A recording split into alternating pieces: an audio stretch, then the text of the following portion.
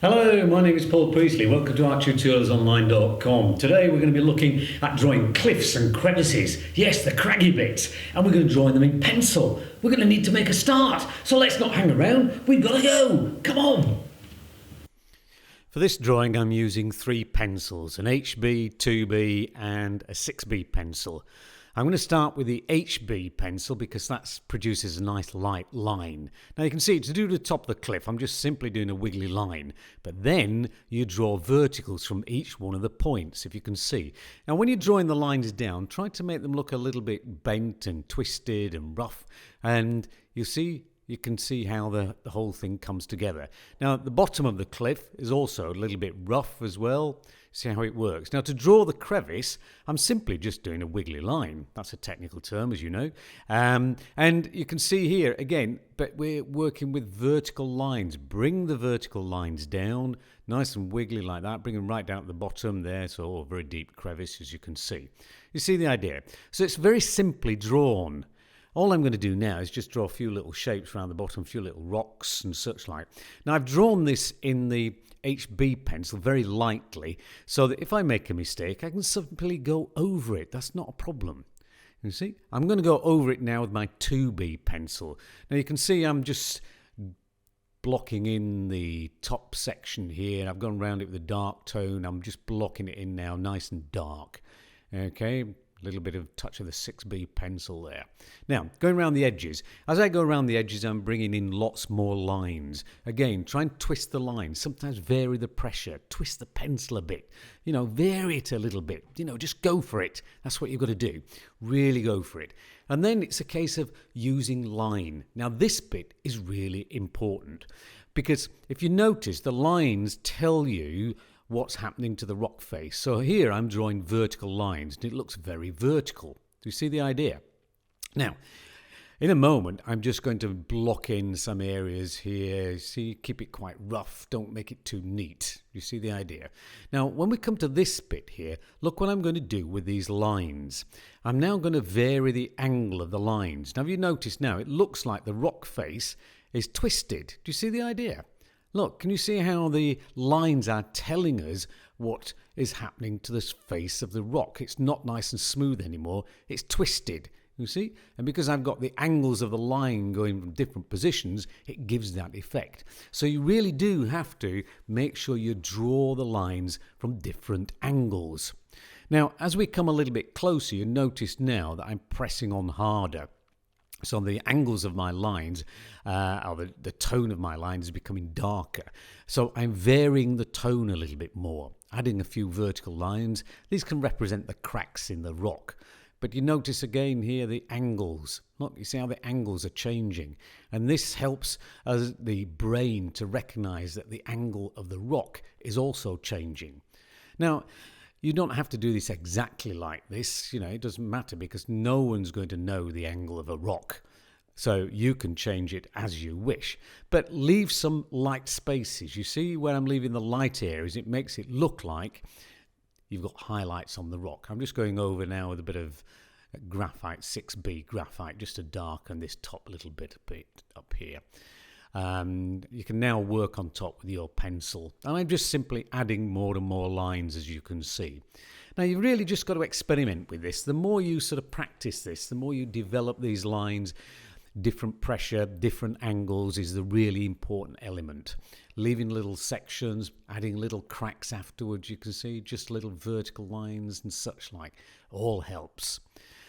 Now, what I'm doing here is just a few little rocks. Now, again, rather than just drawing an outline around a rock, what you could do is just as I've done here, imagine three tones. The vertical lines, again, or the angle of the lines, tell us what's happening to the rock. You see?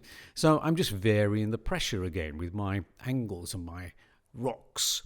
So, draw the outline, draw a few lines. You see what it's doing? Create the angles, and you can see I'm using sharp edges around the rocks to make them stand out from my cliff face. You see, just drawing around, and you see how the brain fills these in and it looks like rocks, and yet really it's just a series of shapes with lines on it. You see, you keep ideas simple, get the simple things right, and your drawings will look so much more effective. So I just keep drawing rocks here. You see, drawing different facets of the rock, different tones, different angles for the lines, but it's all line. The line helps to suggest the tones and the shapes. Now imagine if you were painting this, you see, you could do a similar sort of thing. Van Gogh, if you would have painted this, would have drawn lines in paint. Now look at when I'm going around the edge of the crevice. Have you noticed that I'm drawing a line then doing a few vertical little bits? And have you noticed it breaks up the line? It makes it look as though you might have a bit of grass or something growing along the edge of the rock. You see the idea?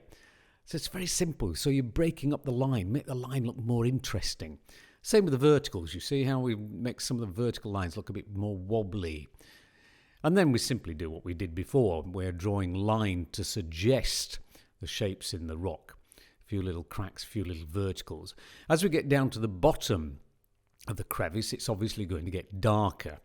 And as we've got the sun in the background, when we've got dark edges in this rock, but we just simply keep doing exactly what we've done before, and you can see how this begins to look as though you are looking down into a deep crevice in the ground. It's all done exactly the same way as you do the cliffs. It's exactly the same process. So we just keep working, adding more and more tone, more and more line. Okay, you get more confident. The more you do this, the better it becomes. You see, the more you vary your line and you make the line look interesting, the more you vary the pressure, the better your drawing looks. You see the idea? You can get rid of some of the edges here by drawing some dark tones along the line, so you create an edge rather than an outline, and that will, as I'm doing here, you see, it makes the rock stand out that little bit more, or the crevice stand out a little bit more. So you've got to look at this. And again, what you can do occasionally is if you squint at your drawing, screw your eyes up, squint. If you can see lots of differences between light and dark, different tones, then the drawing's working well. If everything's beginning to merge together, you need to vary the tone a little bit more. So you need to vary the pressure with the pencils or use different pencils as I'm doing here.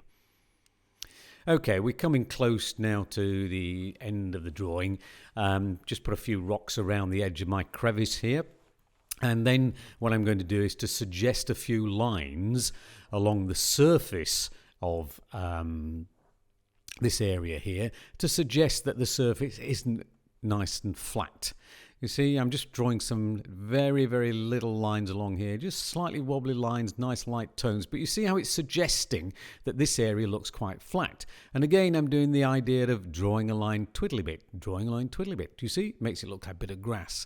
But here, you'll notice the lines are going slightly curved upwards. And have you noticed how it makes the land now look as though it's curved?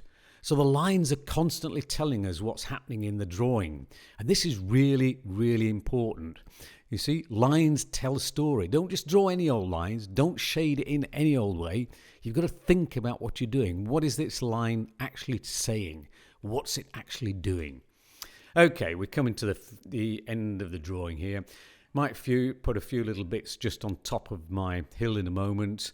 You see here, just a few little shapes, you see, like that. Can just suggest trees or a building or something, create a bit of scale. Okay, hope you've enjoyed the drawing. Thank you for watching ArtTutorialsOnline.com. I hope you've enjoyed the video. If you have and you've learned something, perhaps you might tell your friends and share it with them. But don't forget, subscribe to the channel. That will be much appreciated. Thank you very much.